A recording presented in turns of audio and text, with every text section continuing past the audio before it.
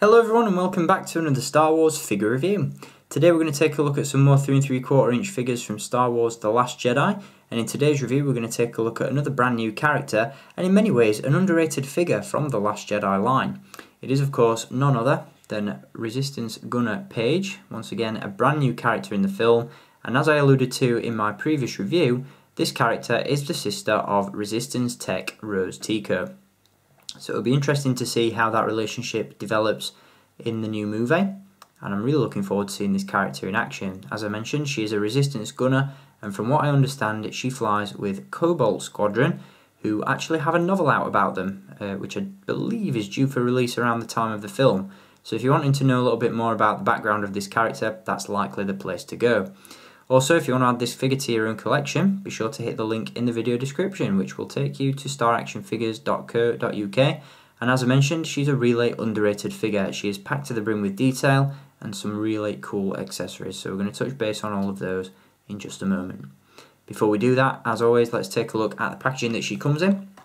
Once again, we do have the brand new The Last Jedi packaging with this figure. You've got an image of Paige on the card there with the character name just below that, the Star Wars logo off to the side, and a plug on the front of the bubble for the Force Link feature, which once again is explained in a little bit more detail on the back.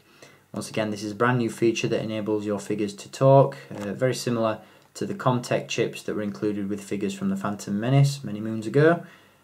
Something that I'm not 100% sold on at the moment. I've heard mixed reviews about the Force Link, but it may be something that I invest in the near future. But for the time being, these reviews will remain Force Link free, so I do apologise if you were hoping to hear the phrases and dialogue within this figure in this video. Now, one thing to point out from a personal standpoint is the fact that I have no idea who plays Paige in The Last Jedi. The only thing that I've got to go on in terms of a likeness to the character is the artwork on the card and the Topps trading card that was recently released of her as well. So with that being said, I can't really judge the facial sculpt of the figure that well because I don't really know what the actress looks like. So with that being said, I'm going to treat this figure as though the head sculpt is just a generic character because, again, not really that sure what she looks like, but I'm sure we'll see when the movie's released in December. Now we'll touch base on articulation with this one first, and then we'll talk about the details that she features. She does of course feature just standard 5 points of articulation, so you've got a ball joint at the head, swivels at the shoulders and swivels at the hips.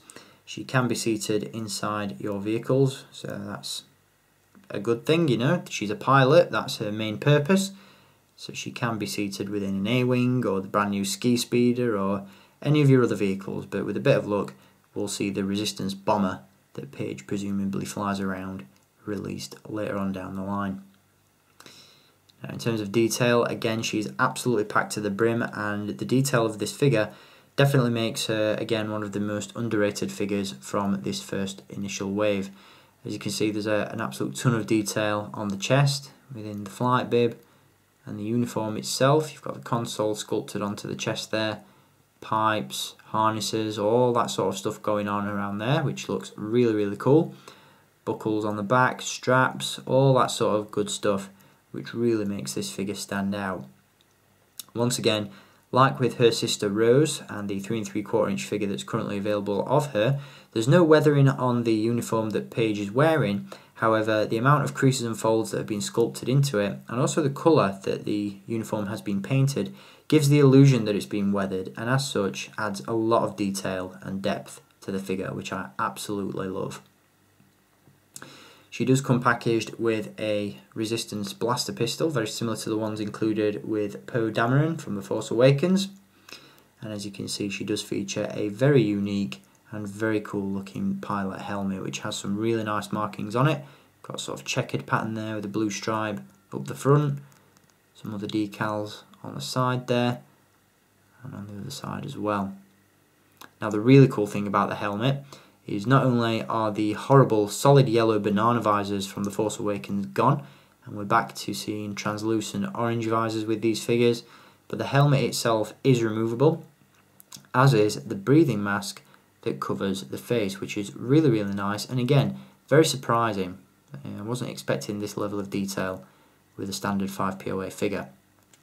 The breathing mask detaches from the helmet. There are a couple of pegs on the side that plug into the helmet itself, so as such they just pop out like so. Do be careful with the pipe on the front of the chest. It's very thin, very fragile, and I'm really scared of breaking that, so again, just be careful with that if you pick up this figure for yourself. Again, you can push that off to the side. I'm just going to tuck it under Paige's arm so you can get a better look at the head sculpt.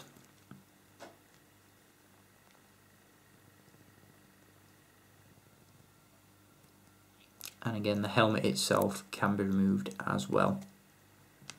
And that gives you not only a better look at the likeness sculpted underneath, but as you can see, she's also wearing a flight cap, which looks really nice.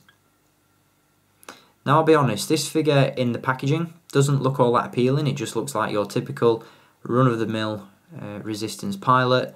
But once you get this figure out of the box, you will really appreciate it in a ton of new ways. It's a really, really good figure, one that I would heartily recommend, and in many ways it's one of my favourites from the first wave of figures from The Last Jedi.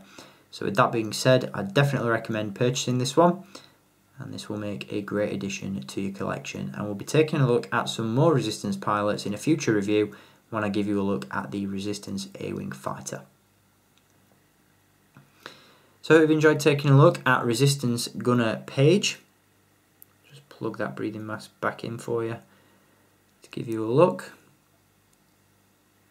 It's a bit of a loose fit and it's a little bit tricky to do if you've got giant fingers like me, but once it's in place it looks really cool. Gives you the illusion of sort of a World War II bomber pilot or something like that. Really, really nice. And again, that plays into that used universe feel that Star Wars has, which I've always loved. So again, really solid figure, and she also features the Resistance logo on the shoulder, before I forget. But yeah, definitely a worthy addition to the collection, and I hope you've enjoyed having a look at it.